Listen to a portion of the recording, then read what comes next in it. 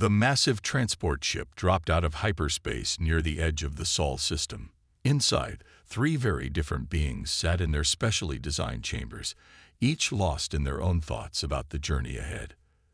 They were the first students ever chosen for the Galactic Council's experimental exchange program to Earth, a planet that had both fascinated and terrified the galactic community since its discovery.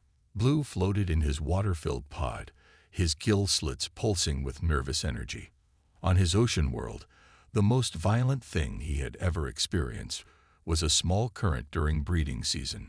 He had graduated top of his class in xenobiology, but nothing in his studies had prepared him for what lay ahead. His tentacles curled and uncurled as he watched the blue-green planet growing larger in the viewport. In the chamber next door, Stone sat perfectly still in his pressure chamber. The crystalline being had spent 3 cycles preparing for this mission, studying Earth's plate tectonics, a concept that both frightened and intrigued him.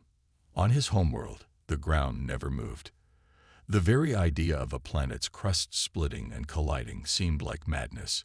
Yet here he was, approaching a world where the very ground beneath one's feet could shake and split without warning. The third chamber glowed with a soft, pulsing light. Spark, a being of pure energy, hovered in their containment field, watching the electrical storms visible on Earth's surface with a mixture of fear and excitement. Back home, energy beings like Spark lived in the calm magnetic fields of their binary star system. Earth's chaotic electromagnetic environment promised to be either enlightening or overwhelming, possibly both. The ship's AI spoke in the standard galactic language, approaching Earth's outer atmosphere.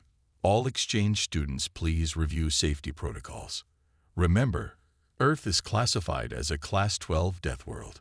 Standard environmental suits must be worn at all times outside of safe zones. Blue's color shifted to a pale green at these words. Everyone knew what Class 12 meant.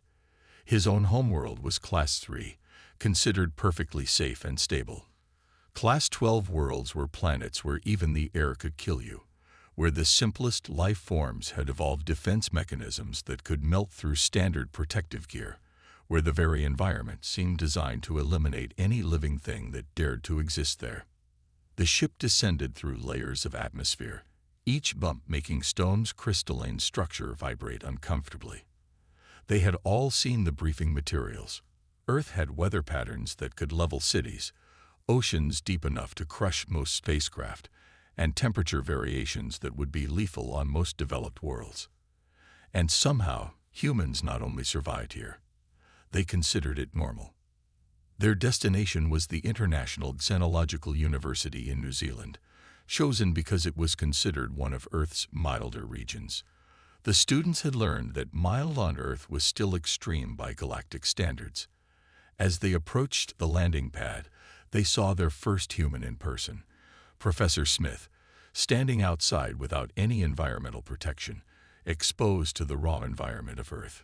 The landing sequence completed, and the ship's AI began the atmospheric matching process for their chambers.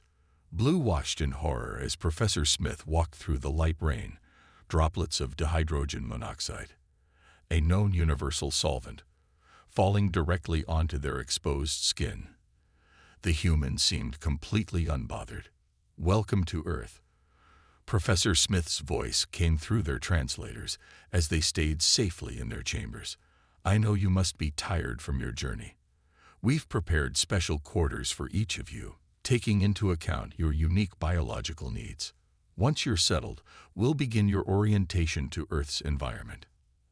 As they were safely transported to their quarters, each student received their first real shock about Earth.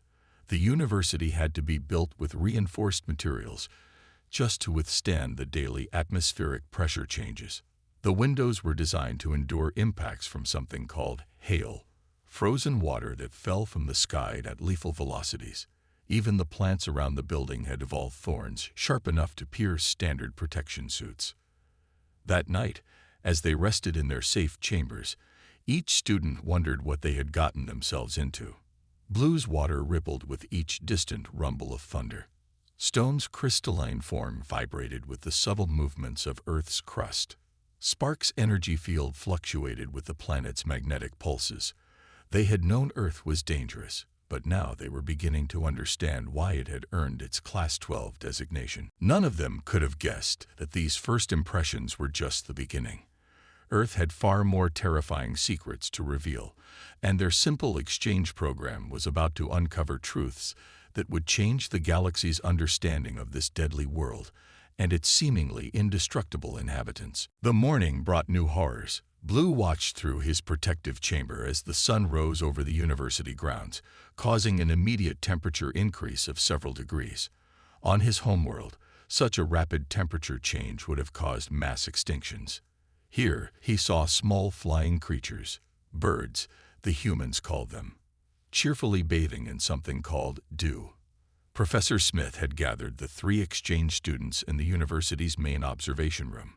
The room's reinforced windows gave them a panoramic view of the surrounding landscape. Today, the professor announced, "We'll learn about Earth's basic daily cycles." Stone's crystalline form sparkled nervously as the professor pulled up a weather report. The display showed swirling patterns of air movement across the planet's surface. "These are our normal wind patterns," Professor Smith explained casually. "We expect gusts up to 50 kilometers per hour today." Spark's energy field flickered in alarm. Such wind speeds would have torn apart the delicate floating cities of their homeworld. Yet human students walked around outside, their soft bodies somehow remaining upright in these terrible conditions. "And here's our marine forecast," Professor Smith continued, focusing on the nearby ocean. Blue's translator almost shorted out as it tried to convey the concept of 3-meter swells. The idea that a liquid could form moving mountains defied everything they knew about physics. "How?" Blue's voice bubbled through his translation unit. "How do your ships survive such conditions?" Professor Smith smiled. "Oh, these are quite calm seas, actually. Perfect for the university's surfing club." The 3 aliens shared a moment of stunned silence. They had all studied the concept of surfing in their preparation materials, but had assumed it was some sort of historical survival technique. The idea that humans would deliberately ride liquid mountains for entertainment seemed like madness. Stone turned their attention to the ground beneath them. Their sensors detected constant micro-movements in Earth's crust. "Your planet's surface," they vibrated nervously. "It never stops moving." "Ah, yes," Professor Smith nodded. "We're actually on a fairly stable part of the Pacific plate here, though we do get the occasional small tremor." Spark, who had been quietly monitoring Earth's electromagnetic field, suddenly pulsed with alarm. "Energy spike detected. Massive electrical discharge imminent." Professor Smith checked their tablet. "Just a small thunderstorm approaching. Nothing to worry about. Though we should head inside for the rest of today's orientation." As they moved through the university's corridors, the aliens noticed human students carrying containers of various liquids. Some were drinking water, the same substance that fell from the sky and carved valleys through solid rock. Others consumed something called coffee, which their scanners identified as a potent neural stimulant that would be classified as a dangerous drug on most worlds. The orientation continued in a specially shielded classroom. Professor Smith pulled up images of Earth's various biomes. Each new picture seemed more impossible than the last. Deserts where temperature swings of 40 degrees in a single day were common. Rainforests so dense with life that the humans hadn't even cataloged all their species. Oceans deep enough to hide entire mountain ranges. "And here's something really special," Professor Smith said, showing them a video of a place called Australia. "Some of Earth's most unique wildlife." The aliens watched in horror as the video showed creatures that seemed designed for maximum lethality. Spiders that could kill with a single bite. Snakes carrying enough venom to kill dozens of creatures their size. Small bears that could survive toxic plant compounds that would kill most species instantly. "Most of these are pretty harmless if you leave them alone," Professor Smith assured them, misinterpreting their terror as mere curiosity.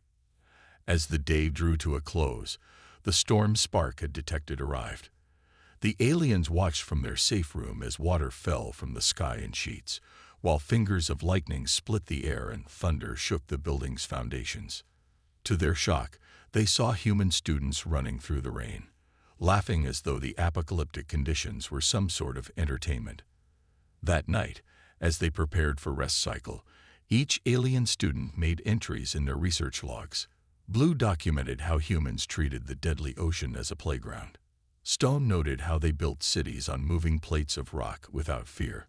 Spark recorded the casual way humans ignored the constant electrical discharges in their atmosphere. None of them slept well that night. They had only been on Earth for one day, and already their understanding of what life could endure had been completely transformed. Little did they know, their most shocking discoveries about this death world and its impossible inhabitants were still to come. Professor Smith's announcement sent waves of anxiety through the three alien students. Today we're going on a botanical field trip to study native plant life. The professor's enthusiasm only made Blue, Stone, and Spark more nervous. They had barely adjusted to the controlled environment of the university, and now they were expected to go outside. The university's transport vehicle, something humans called a bus, looked like a metal death trap to the aliens. They sat in their protective chambers, which had been carefully secured to specially modified seats. Through the windows, they watched the landscape change as they drove into an area humans called a nature reserve. "This is one of our more gentle environments," Professor Smith explained as the bus stopped. "A temperate rainforest with relatively stable conditions." The word relatively made all three aliens nervous. They had learned that human definitions of stable were very different from galactic standards. Blue's sensors detected water everywhere, not just falling from above, but rising from the ground itself as something called humidity. His protective shell automatically adjusted its pressure as they moved deeper into the forest. The amount of liquid in the air alone would have drowned most species on his homeworld. Stone moved carefully on their crystalline supports, scanning the ground ahead. Every surface was covered in organic matter in various stages of decay. The very soil was alive with microscopic organisms that could break down rock.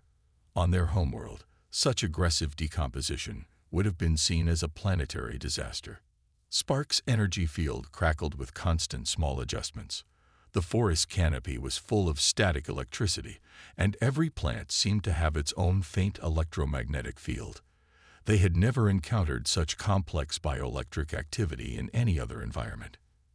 "Now, here's something interesting," Professor Smith said, pointing to a small, colorful plant.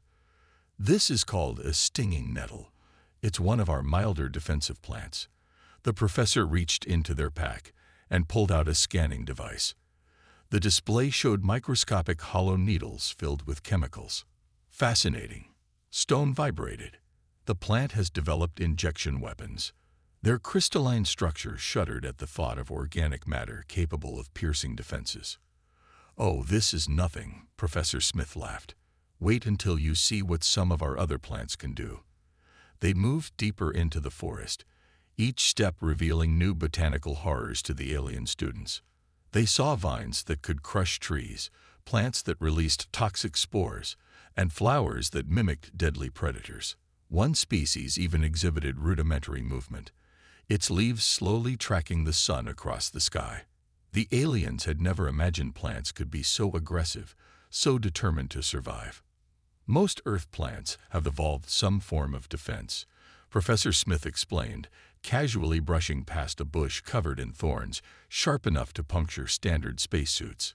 "It's quite normal here." Blue noticed something alarming about many of the plants. They were covered in the same universal solvent that fell from the sky. They survived constant exposure to dihydrogen monoxide. They bubbled in disbelief. "They don't just survive it," Professor Smith replied. "They need it to live.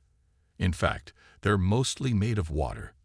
This revelation sent all three aliens into stunned silence. Life forms composed primarily of a corrosive substance. It seemed impossible. As they studied a particularly vicious-looking specimen, Stone's sensors detected movement in the earth beneath them. "Professor," they chimed nervously, "something is approaching through the soil." "Ah," Professor Smith said brightly. "That's probably just some earthworms. They're quite harmless. They only digest organic matter, and small rocks. The aliens processed this information with growing horror. Creatures that ate rocks were considered harmless here. What then did humans consider dangerous?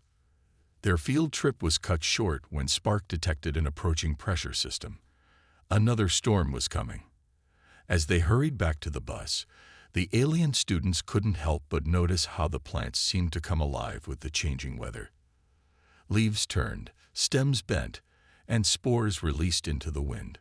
Back in their safe chambers at the university, they compared notes on their discoveries.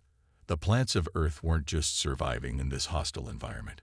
They were armed for war. Everything had defenses, poisons, thorns, irritants, or traps.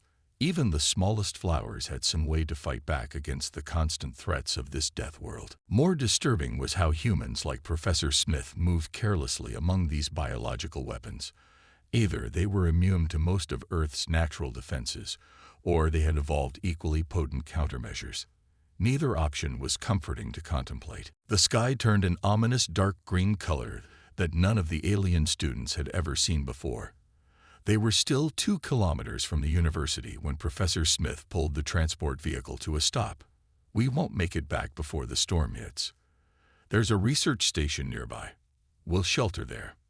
Spark's energy field pulsed wildly as they detected massive electrical buildups in the atmosphere. "Professor, the energy levels are beyond anything in our records." "Just a strong thunderstorm," Professor Smith said calmly, guiding them toward a low building. "Nothing too serious, but better safe than sorry." Blue's fluid chamber rippled with anxiety as they watched the trees bend in the growing wind. The air pressure was dropping rapidly. On their homeworld, such a pressure change would have signaled an imminent planetary catastrophe. Here, the humans called it weather. They barely made it into the research station before the storm hit in full force. The reinforced walls shook as wind speeds reached what their instruments said was 90 kilometers per hour. Stone's crystalline form vibrated in harmony with the building's trembling. "Don't worry," Professor Smith said, checking weather readings on their tablet. "The station is rated for much stronger storms than this. We get regular cyclones through here." A brilliant flash of lightning split the sky, followed instantly by thunder that made the windows rattle. Spark's containment field fluctuated dangerously as they tried to process the sheer magnitude of electrical discharge in Earth's atmosphere. "That one was close," Professor Smith commented, as if discussing a mild inconvenience rather than a natural plasma discharge powerful enough to vaporize most spacecraft shielding. "Good thing we have lightning rods." Blue watched in terror as water began falling from the sky in quantities that would have flooded entire cities on their world. The humans called this a heavy rain. Through the station's windows, they could see small white ice chunks falling among the raindrops. "Is that frozen dihydrogen monoxide?" Stone asked, their voice resonating with disbelief. "Just some hail," Professor Smith nodded. "Pretty small stuff, actually. Though we should move away from the windows just in case." The storm intensified. Wind-driven rain moved in horizontal sheets past the windows. Lightning flashed constantly now, creating a strobing effect that made the alien students' sensor systems struggle to adjust. Thunder rolled continuously, each boom feeling like it could shake the building apart. "Look," Professor Smith pointed excitedly. "A funnel cloud might be forming." That would be exciting. The 3 aliens huddled in their protective chambers, watching as a dark shape began to descend from the clouds. Their sensors were going haywire trying to measure the wind speeds and pressure differentials inside it. "Professor," Blue bubbled nervously, "our data shows that formation could destroy this entire facility." "Oh, it's moving away from us," Professor Smith assured them. "Besides, this station is rated for F3 tornadoes. We'd be fine." The aliens tried to process this information. The humans had built this simple research station to withstand wind speeds that could tear apart most spaceships. What kind of evolution had created beings so casual about such destructive forces? The storm raged for another hour. They watched as trees bent nearly double in the wind, as lightning struck the ground repeatedly, as water flooded the landscape and changed the shape of the terrain before their eyes. Through it all, Professor Smith calmly made notes on their tablet, occasionally pointing out interesting weather phenomena, as if they were watching an educational video rather than surviving an apocalypse. When the storm finally passed, the aliens emerged to a transformed world. Trees had fallen, small streams had appeared where none existed before, and the air crackled with residual electricity. But as they watched, small flying creatures emerged from hiding and resumed their activities as if nothing unusual had happened. "Lovely storm," Professor Smith said cheerfully. "Should clear the air nicely. And look, a rainbow." The aliens stared at the impossibly colored arc in the sky, created by light refracting through suspended drops of the same liquid that had just bombarded them with devastating force. On Earth, it seemed, even the aftermath of destruction could create beauty. As they rode back to the university, each alien student silently updated their research logs. They had just witnessed what humans considered a normal storm, and somehow survived. Yet their sensors and instruments told them that by any reasonable galactic standard, they had just lived through an extinction-level event. While waiting for the floodwaters to recede, the three alien students explored the research station's database. The storm had knocked out the main power, but the backup systems kept the essential equipment running. Professor Smith had gone to check the station's outer sensors, leaving them alone with their thoughts and their curiosity. Blue noticed something strange in one of the biological research files. "Look at this," they bubbled to their companions. "Human cellular structure shows signs of extreme adaptation." Stone moved their crystalline form closer to the display. The data showed human cells doing impossible things. They could repair radiation damage, resist extreme pressure changes, and survive temperature swings that would destroy most organic matter. Their genetic code, Spark pulsed with excitement. It's not just adapted. It's been forced to evolve by constant environmental pressure. Their energy field flickered as they processed more data. Every part of their biology has been shaped by survival on this death world. The aliens dug deeper into the research files. They found studies showing how human bones were impossibly dense compared to other carbon-based life forms. Their muscles could tear and repair themselves to become stronger. Even their digestive systems could handle foods that would be considered toxic on most worlds. This explains so much. Stone vibrated. They pulled up an image of human skin cells. Look at their outer layer. It's practically armor by galactic standards. They've evolved to withstand constant exposure to radiation, extreme temperatures, and corrosive elements. Blue's fluid chamber rippled with revelation. Their blood, it's not just for carrying nutrients. It's a complete defense system. The screens showed human blood cells attacking and destroying foreign organisms. They have microscopic warriors living inside them. Spark accessed another file, this one about human brain structure. Their neural pathways are extraordinary. They can form new connections instantly, adapting to new threats and situations faster than any known species. It's as if their entire evolution has been accelerated by Earth's conditions. A diagram caught Stone's attention. It showed how human children developed. Look at this. Their young are born nearly helpless, but their bodies and minds are constantly adapting to their environment. Every human survival trait is strengthened by exposure to Earth's dangers. The aliens found more evidence in medical records. Humans could survive losing large amounts of blood. They could live with parts of their vital organs removed. Their bodies could fight off infections that would devastate most species. Even their bones could knit themselves back together after breaking. Their healing ability, Blue noted, displaying more files. It's not just recovery. They actually become stronger after injury. Their muscles, bones, immune system, everything gets tougher with each challenge they survive. Spark's energy field pulsed with a new understanding. That's why they seem so casual about everything here. Their bodies are constantly ready for conditions that would kill most species instantly. They found research about human adrenaline response. In danger, humans could become even stronger, faster, and more resilient. Their bodies could ignore pain, lift impossible weights, and survive conditions that should have meant certain death. This isn't in any of our xenobiology textbooks, Stone chimed nervously. The galactic community doesn't know about this. They think humans are just particularly tough spacefaring beings. Blue's color shifted with excitement. We're not just studying another alien species. We're watching evolution, shaped by the most hostile environment known to intelligent life. The door opened, and Professor Smith returned. The aliens quickly switched off their screens, but their minds were racing with their discovery. They watched as the professor casually brushed off water that would have dissolved the outer layers of most species, their movements displaying the unconscious grace of a being evolved to survive in crushing gravity. "Good news," Professor Smith announced. "The waters are going down. We should be able to head back to the university soon. Hope you weren't too bored." The aliens shared a knowing look through their protective chambers. They had just uncovered the truth about humanity's greatest secret, one that humanity itself seemed unaware of.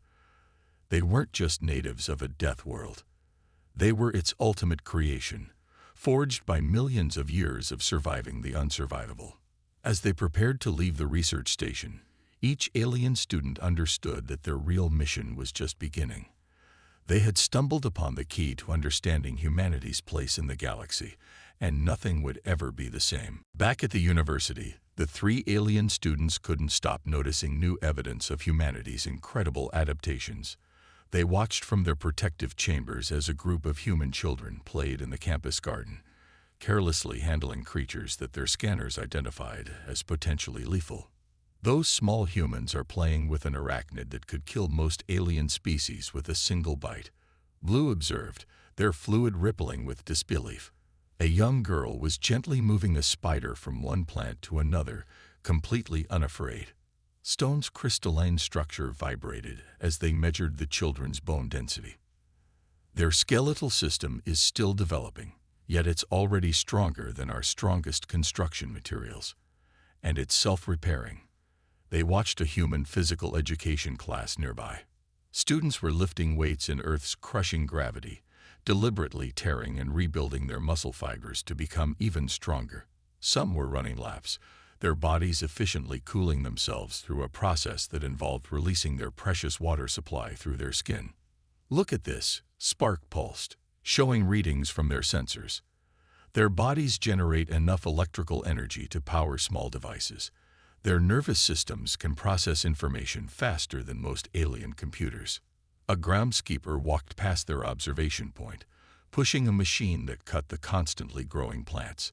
The aliens watched in amazement as the human casually handled equipment that could easily tear through standard spacesuits, all while breathing unfiltered air full of microscopic organisms.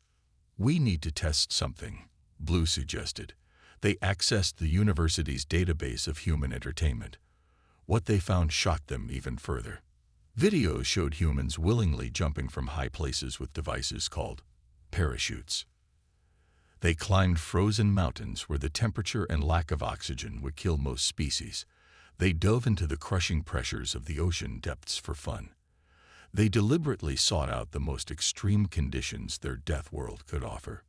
Even their pets are apex predators, Stone noted, watching a human student walking with a large four-legged creature. Their scanners showed the dog had powerful muscles, sharp teeth, and a sense of smell keen enough to detect molecules their best technology couldn't identify. Spark analyzed more data about human companions. These cats they keep in their homes. On any other world, they would be considered perfect killing machines. Humans treat them like toys. They observed a human cooking class through the windows of the campus cafeteria. Humans were casually handling substances that would be classified as dangerous on other worlds. Acids they called citrus, burning plants they labeled spices, and bacteria-filled foods they named yogurt and cheese. They don't just survive the deadly things on their world, Blue realized. They find ways to enjoy them. A thunderous sound drew their attention to the sky. A human aircraft was breaking the sound barrier overhead. Inside their protective chambers, the aliens tried to process what they were seeing. Humans had built machines to go faster than the speed of sound, putting themselves under forces that would liquefy most species. "Remember those human history files we found?" Stone's voice chimed. They reached space using chemical explosions. They strapped themselves to bombs because they were too impatient to wait for safer technology. They spent the rest of the day observing and taking notes. Everything they saw reinforced their discovery. Humans weren't merely surviving on a death world. They were thriving in ways that defied galactic logic. A human child fell while playing, scraped their knee, and simply got back up. The alien sensors detected the immediate response of the child's immune system, the rapid tissue repair, and the release of natural pain suppressants. On their worlds, such an injury would have meant emergency medical care.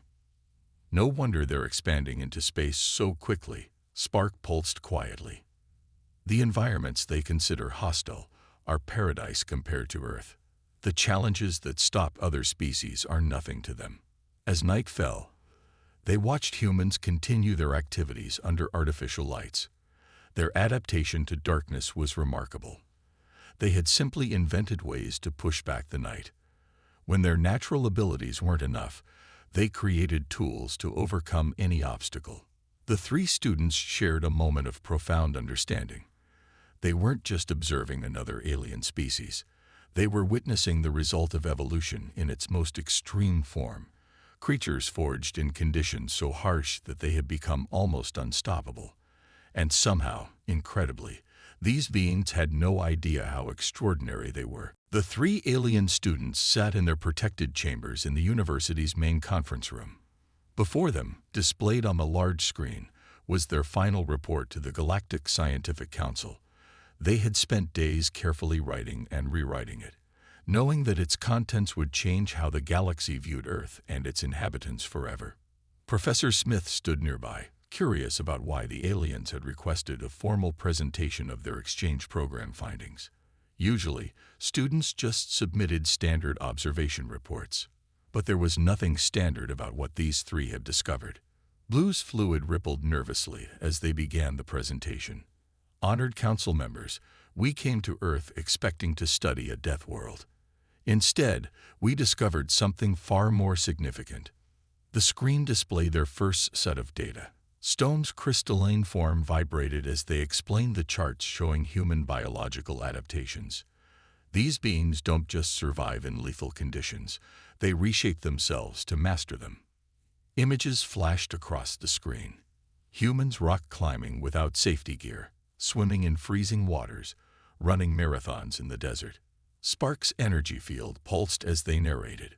What other species consider impossible, humans treat as casual entertainment. The council members watched in silence as the students presented their evidence. They showed videos of human children playing in conditions that would require full environmental suits on most worlds. They displayed data about human healing abilities, their adaptable immune systems, and their incredible endurance. But the most important discovery, Blue continued, is that Earth isn't just a death world. It's a forge world. They showed comparative data between Earth and other known planets. Every challenge that would wipe out most species has only made humans stronger. Stone projected images of human cities built in impossible places, on fault lines, near active volcanoes, in frozen wastes, and scorching deserts. They don't avoid deadly conditions. They create solutions and thrive in them. The Council's representatives looked troubled as Spark showed readings of Earth's daily environmental changes. A single Earth day contains more atmospheric violence than most worlds experience in a year. Humans call this weather and check it on their phones to decide what to wear. Professor Smith watched with growing interest as the aliens revealed their findings about human biology. The council members' expressions showed increasing concern as they understood the implications. Humanity wasn't just another spacefaring species. They were practically a force of nature. "We must revise our understanding," Blue stated firmly. "Humans aren't succeeding despite evolving on a death world. They are succeeding because of it. Earth's hostile conditions created beings that can survive almost anything." The presentation showed how human space exploration was progressing faster than any species in galactic history. Stone's voice resonated. They're not slowed down by hostile environments in space, because nothing out there is as dangerous as their home world. Spark displayed data about human problem-solving abilities. Their minds evolved to find solutions in constantly changing deadly conditions. Now they apply that same adaptability to everything they do. Their technology advances in years what takes other species centuries. The council chamber was silent as the students showed their final conclusions. Their research suggested that humanity's potential was far greater than anyone had realized. Every challenge they faced made them stronger. Every obstacle they overcame made them more capable. We recommend an immediate reclassification, Blue announced. Earth shouldn't be labeled as a death world. It should be recognized as a cradle of evolution, so powerful it created beings that can reshape the galaxy. Professor Smith listened with growing amazement as the aliens explained how ordinary human activities would be considered superhuman on most worlds. The simple act of drinking coffee, surviving a potent stimulant that would kill most species, the casual way humans handled temperature changes that would shatter most beings. The council members began urgent discussions among themselves. This wasn't just another scientific report, it was a wake-up call. The galaxy had been viewing humans as surprisingly tough newcomers. Now they would have to recognize them as something unprecedented, beings forged by the most extreme conditions known to science. As the presentation ended, Professor Smith approached the alien students. "That was quite a report," they said with a gentle smile. "Though I think you might be overestimating us a bit." The three aliens shared a knowing look. The professor's casual response to their revolutionary findings was just another example of what made humans so remarkable. They had no idea how extraordinary they were, and perhaps that was their most incredible trait of all.